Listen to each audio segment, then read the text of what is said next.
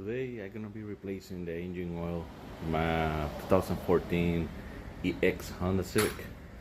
Um, it's a four-cylinder engine, and the first thing I'm gonna be doing is gonna be loosening those bolts underneath, the screws underneath here. Will be this metal panel right here. So it will be this one right here. It's supposed to have one right here. It's missing. I had to put a new one, and this one right here. Once I get it removed, I'll show you the rest of it. I already have the screws loose, so just push your panel back towards the back of the car, and just put it aside. Now we're gonna be removing this bolt right here. The best screwdriver to remove the screws is a number 3 Phillips screwdriver. For the bolt, I'll let you know right now. Okay, after digging my toolbox, I found a number 17 socket. It's the best one to lose the bolt, the drain bolt right here. I'm gonna break it, and I'm gonna be draining it right now. Just lose it. Let's put a pan underneath it, a drain pan. So I personally like to run the car for at least a couple of minutes, so that way the oil get a little thinner, and it helps to drain faster. So now I always like to have a rag. There it is. So now wait for it to completely drain.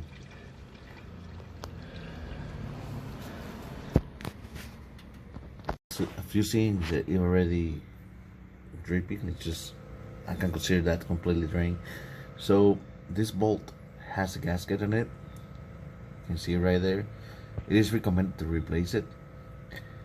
Personally, I don't replace it. I look at it. If it looks very well, I just clean it with a rag and reuse it. And before putting it on, I also clean this back part right here where the bolt sits, where the gasket sits.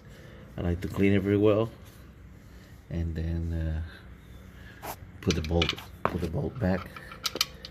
And I'm not sure about the torque in this. I personally tied it until it fits all the way, and I like to go like a three-quarters of a turn, at least a quarter to a half a turn. This is an aluminum. This is a cast aluminum part. So if you over tight it, it is very easy to crack this part right here or strip the threads.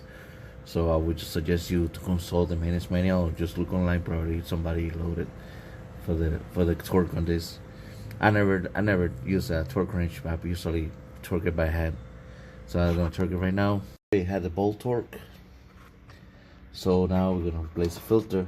The filter is located right here in the front. So see how close it is. So I personally like to use this wrench. This wrench it can be used in different sizes of filters. This one's very easier. This filter is very exposed. It's not hidden, so you put it right here, and it fits perfectly. So when you release it, this filter gets tighter. The wrench gets tighter. The filter, it just loose it. Got the filter removed, so clean right there.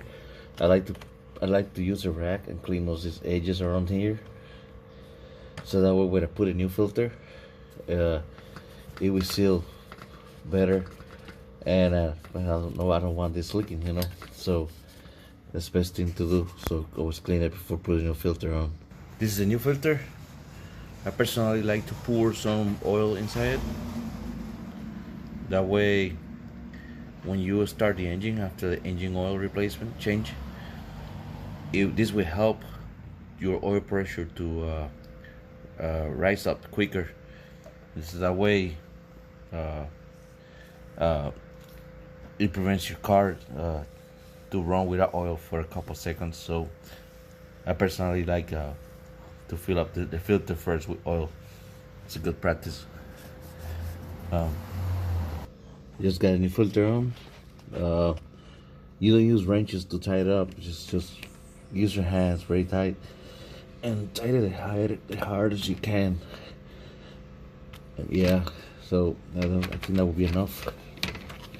If you don't have a strong grip in your hands, you can use a rack with both hands and turn it. So we have the engine oil change, drain, and the filter replaced. We're going to service it with new oil. I like to use this funnel. Most of my tools I always buy them out of some. The one for the filter, this funnel, everything. So now it's time to service it.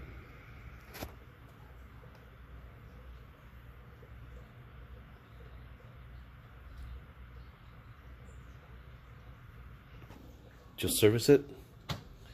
Put four quarts of oil in it, and then next step is just start the car, and always check for leaks in the filter area and by the drain area. So, and also be aware that you don't have a low oil pressure light in your car. Probably you could have it for a couple seconds, 1-2 seconds, but we put oil in the filter so that we prevent the low oil light to stay on for a while. So for the panel at the bottom, it's the same procedure as we remove it. Always be aware that there's some clips here. When you put it in the panel, it has to be slide forward. You put it from the back and then you slide it forward, and be aware there's a corner that goes in between here, so but it's the same procedure as we remove it to put it back. Hope you like this video. Subscribe it, and thanks very much for watching.